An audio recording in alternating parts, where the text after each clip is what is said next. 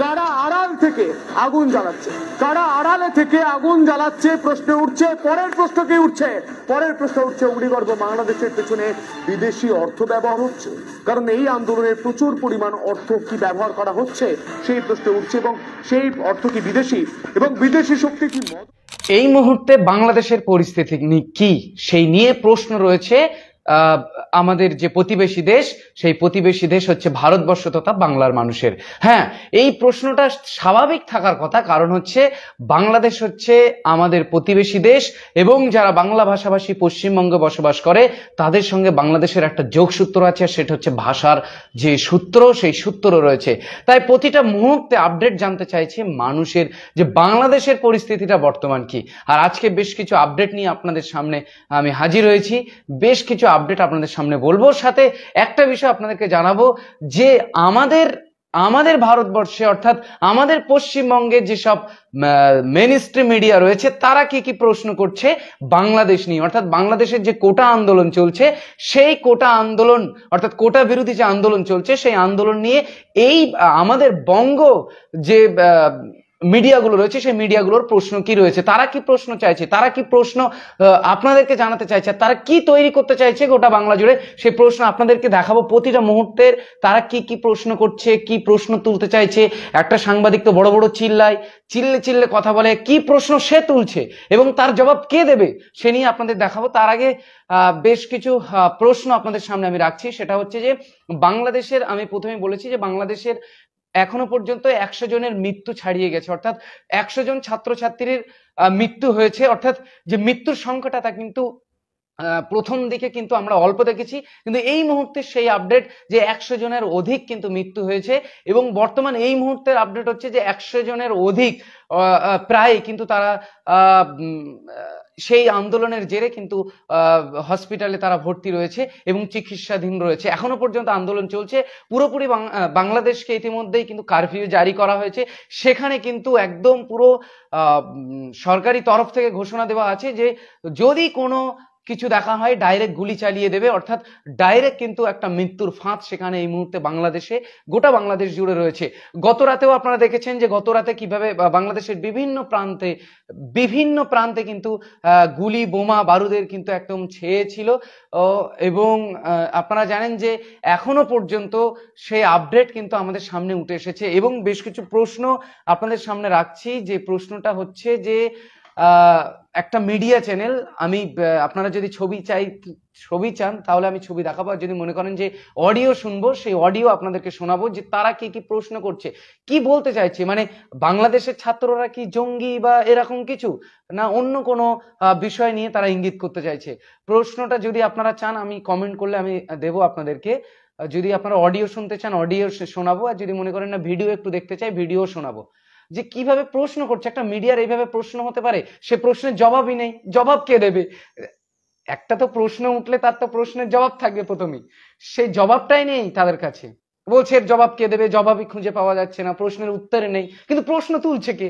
প্রশ্ন যদি উত্তর পাওয়া যায় স্বাভাবিক, একটা আপনি যদি বই পড়েন, আপনি যদি ক্লাস 7-এ পড়েন, 7-এর বই পড়লে স্বাভাবিক তার প্রশ্ন থাকবে, কিন্তু প্রশ্ন তো উঠলেই তো প্রশ্ন উত্তরটা থাকবে, কিন্তু প্রশ্ন তুলছে কিন্তু প্রশ্নের উত্তর কোথায়?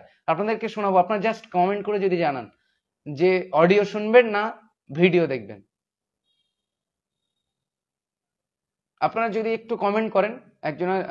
হ্যাঁ, এখনো পর্যন্ত পরপরই বিভিন্ন মাধ্যমে শোনা যাচ্ছে, সরকারি মাধ্যম এবং বিভিন্ন মাধ্যম থেকে শোনা যাচ্ছে যে যেমন ভাবে 100 জন আমি বলছি তেমনিভাবে 115 জন আরো অধিক হতে পারে, কিন্তু রিপোর্টটা পুরোপুরি কিন্তু আসছে না, এর অধিকও হতে পারে। যাই হোক, আপনারা যদি কমেন্ট করেন আমি শোনাবো। তো প্রথমেই আপনাদেরকে আমি তবু ভিডিওটা দেখাই, ভিডিওটা দেখানোর আমি চেষ্টা করছি।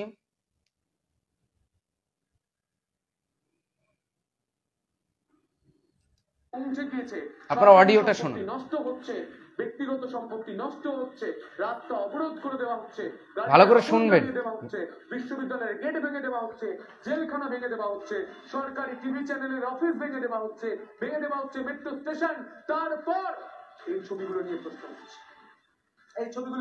উঠছে, দেখুন শতাধিক মানুষের মৃত্যু হয়েছে ইতিমধ্যেই বাংলাদেশে, অগ্নিগর্ভ পরিস্থিতি বাংলাদেশে। সোশ্যাল মিডিয়ায় একের পর এক ছবি ভাইরাল হচ্ছে, যে ছবি নিয়ে গোটা দেশ গোটা বিশ্ব কথা বলছে, সেই ছবিগুলো আপনাদের সামনে আমরা তুলে ধরার চেষ্টা করছি। যে ছবি দেখলে গা শিউরে উঠছে, যে ছবি দেখলে সত্যি ভাবতে হচ্ছে বাংলাদেশের পরিস্থিতি কি। দাউ দাউ করে রাজপথে চলছে আগুন, কালো ধোঁয়ায় কেটে ঢেকে গিয়েছে গোটা আকাশ। যারা আন্দোলন করছেন তারা বাঁশ হাতে, লাঠি হাতে, পাথর হাতে রাস্তায় নামছে। এই ছবিগুলো সোশ্যাল সাইটে ভাইরাল হচ্ছে, ভিডিও প্রকাশ হচ্ছে। ইতিমধ্যে একাধিক মানুষের মৃত্যু হচ্ছে, শতাধিক মানুষের মৃত্যু হচ্ছে। সেই ছবি যখন, সেই খবর সামনে আসছে, তখন প্রত্যেকেই দুশ্চিন্তার মধ্যে রয়েছে। এর মধ্যে একাধিক আসছে। প্রশ্ন নাম্বার 1, প্রথম প্রশ্ন, জ্বলছে বাংলাদেশ, অগ্নিগর্ভ বাংলাদেশের পেছনে আসলে কারা? প্রথম প্রশ্ন, অগ্নিগর্ভ বাংলাদেশের যা পরিস্থিতি তার পেছনে। পরের প্রশ্ন, এই আন্দোলন এত বড় একটা আন্দোলন হয়ে গিয়েছে, বিদেশি শক্তির কি মদত রয়েছে? বাংলাদেশে হিংসা ছড়াচ্ছে বিদেশি শক্তি, প্রশ্ন উঠছে। বাংলাদেশে হিংসা ছড়াচ্ছে বিদেশি শক্তি, প্রশ্ন উঠছে। যে প্রশ্নের কোনো উত্তর পাওয়া যাচ্ছে না। পরিকল্পনা করে সরকার ফেলার চেষ্টা করা হচ্ছে বাংলাদেশে, এই প্রশ্ন উঠছে, কিন্তু এই প্রশ্নের উত্তর পাওয়া যাচ্ছে না। এই প্রশ্নের উত্তর পাওয়া যাচ্ছে না। কেন মার্কিন মিলিটারি ঢুকতে চায় বাংলাদেশে, এই প্রশ্নটা উঠছে। কেন মার্কিন মিলিটারি ঢুকতে চায় বাংলাদেশে? হাসিনাকে সরিয়ে পুতুল সরকার বানানোর চেষ্টা হচ্ছে বাংলাদেশে। শেখ হাসিনা সরকারকে সরিয়ে পুতুল সরকার চালানোর চেষ্টা হচ্ছে, পুতুল সরকার বানানোর চেষ্টা হচ্ছে। পুতুল সরকার বসিয়ে মার্কিন মিলিটারি দেশ তৈরি হবে। আমরা একাধিক দেশে এই ছবি দেখেছিলাম, আফগানিস্তানে দেখেছিলাম। সেই পরিস্থিতি কি বাংলাদেশে তৈরি করার চেষ্টা করা হচ্ছে? কি হবে ভারতীয় উপমহাদেশের অবস্থা? ভারতীয় উপমহাদেশের অবস্থা কি হবে উচ্চ প্রশ্ন। মোদী সরকারের বিদেশ নীতিতে অখুশি বাইডেন। বাইডেন কি মোদী সরকারের বিদেশ নীতিতে অখুশি? মোদী পুতিনের বৈঠকে অখুশি বাইডেন। বাইডেন কি অখুশি রয়েছে? মোদী পুতিনের বৈঠকে অখুশি রয়েছে বাইডেন। এই প্রশ্নগুলো উঠছে, এই প্রশ্নগুলো আমরা তুলছি না, এই প্রশ্নগুলো উঠে আসছে। মানুষের প্রশ্ন, সেই প্রশ্ন আপনাদের সামনে আমরা তুলে ধরছি, সেই প্রশ্ন আপনাদের সামনে আমরা তুলে ধরছি। আমরা শুধু ছবি দেখাতে পারি, আমরা শুধু ঘটনার বর্ণনা দিতে পারি, আমরা শুধু ঘটনা জানাতে পারি, কিন্তু প্রশ্নগুলো যেগুলো মানুষের প্রশ্ন, সেই প্রশ্নগুলো আমরা আপনাদের সামনে তুলে ধরতেও পারি।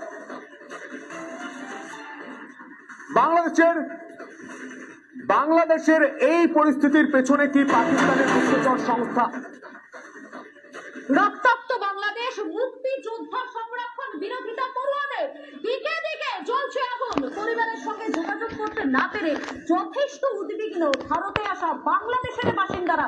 দেখুন একবার।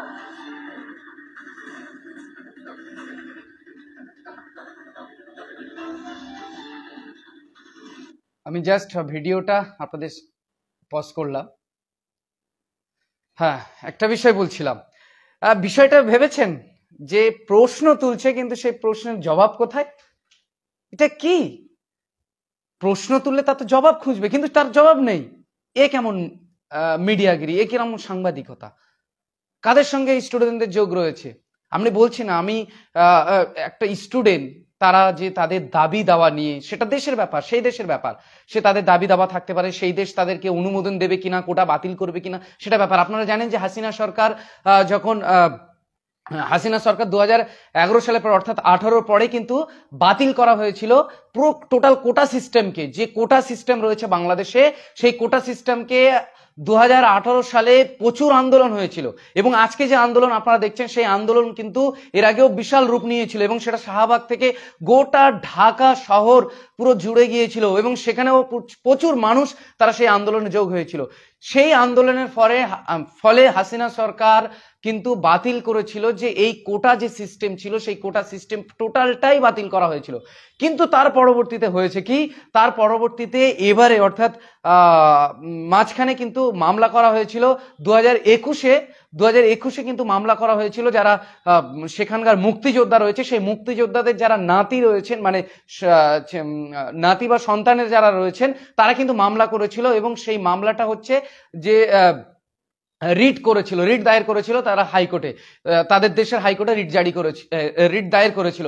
সেই রিট দায়ের করার পরে কিন্তু অনেক পরে 2024-এ এসে গত কিছুদিন আগেই কিন্তু হাইকোর্ট তারা বলে যে কোটা আবার পুনর্বহাল হবে এবং সেই কোটা সিস্টেমে আবার যে পুরনো সিস্টেমে যে কোটা সিস্টেমে তাদের যে নিয়োগ দেওয়া হতো সরকারি পদে সেই নিয়োগ দেওয়া হবে। কিন্তু তারপরেই কিন্তু এই যে 1 জুলাই থেকেই কিন্তু এই আন্দোলন শুরু হয়েছে। সেই আন্দোলন এখনো পর্যন্ত কিন্তু গোটা বাংলাদেশ জুড়ে চলছে এবং সেই আন্দোলন চলছে, সেটা তাদের দেশের ব্যাপার, তারা কোটা বাতিল করবে কিনা রাখবে।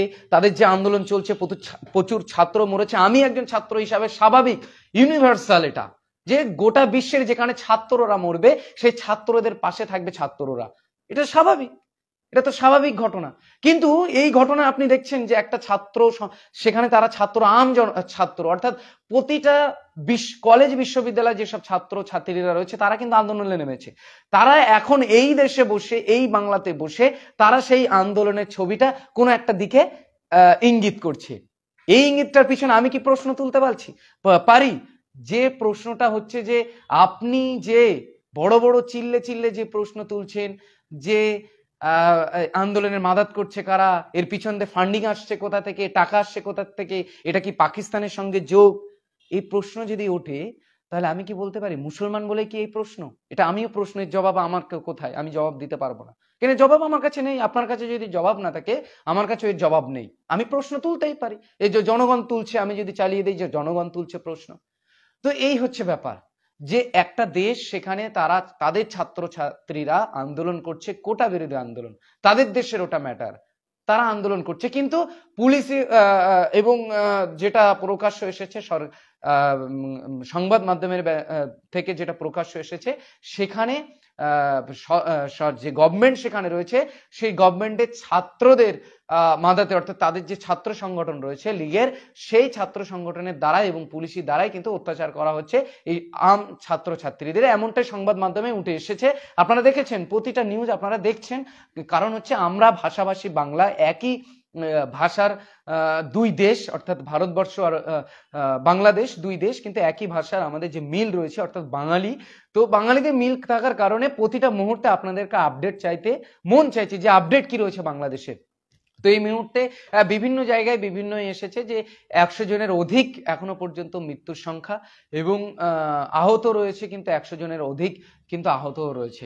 তো এই মুহূর্তে এই আপডেট আপনাদের সামনে রাখলাম, সামান্য একটা বিষয় আপনাদের তুলে ধরলাম, এবং পরবর্তীতে আপনাদের সামনে আরো বিস্তারিত কবে থেকে কোটা কবে থেকে চালু হয়েছিল, যে কোটা সিস্টেম, সেই দেশ স্বাধীন হওয়ার পর থেকে কবে থেকে কোটা সিস্টেম চালু হয়েছিল বাংলাদেশে, এবং সেই কোটা সিস্টেম চালু হওয়ার পর কবে থেকে প্রথম সংস্কারের কাজ শুরু হয়েছিল, পুরো টোটাল ডিটেলস নিয়ে আপনাদের সামনে আমি হাজির হব খুব তাড়াতাড়ি আইপিএন বাংলায়, এবং টোটাল ডিটেলস 2024 পর্যন্ত, এবং 71 থেকে, অর্থাৎ 71 সালের পর থেকে টোটাল বাংলাদেশের যে সিস্টেম চালু হয়েছিল, তাদের স্বাধীনতার পর থেকে যে কোটা সিস্টেম চালু হয়েছিল, এবং 2024 পর্যন্ত টোটাল কোটা সিস্টেমের বিষয় নিয়ে আপনাদের সামনে হাজির হব, এবং কবে কবে আন্দোলন হয়েছিল পুরো প্রত্যেকটা আপডেট আপনাদের সামনে দেব। ততক্ষণ আপনারা ভালো থাকুন, এবং প্রতিটা মুহূর্তের আপডেট আপনাদের জানতে ইচ্ছা করছে, আমিও কিছু আপডেট আপনাদেরকে এই মুহূর্তে ছোট্ট করে আপডেট দিলাম, যে এই মুহূর্তে যে পরিস্থিতি সেটা জানালাম। তো সকলে ভালো থাকুন। এই মুহূর্তে বাংলাদেশ কিন্তু অগ্নিগর্ভ, গোটা বাংলাদেশ জুড়ে, এবং বাংলাদেশের রাস্তায় রাস্তায় বিক্ষোভ চলছে, বাংলাদেশের প্রতিটা মোড়ে মোড়ে বিক্ষোভ চলছে। এই মুহূর্তে কারফিউ জারি করা হয়েছে, সেখানে কিন্তু যদি আইন লঙ্ঘন করা হয় বা কিছু করা হয়, সেখানে কিন্তু গুলি করে দেওয়ার, অর্থাৎ ডাইরেক্ট আগ্নেয়াস্ত্র ব্যবহার করার পারমিশন দিয়ে দিয়েছে এই মুহূর্তে সেখানকার আইন শৃঙ্খলা বাহিনীর পক্ষ থেকে। তো এই মুহূর্তে এই আপডেট, পরবর্তীতে আপনাদেরকে আপডেট দেওয়া হবে।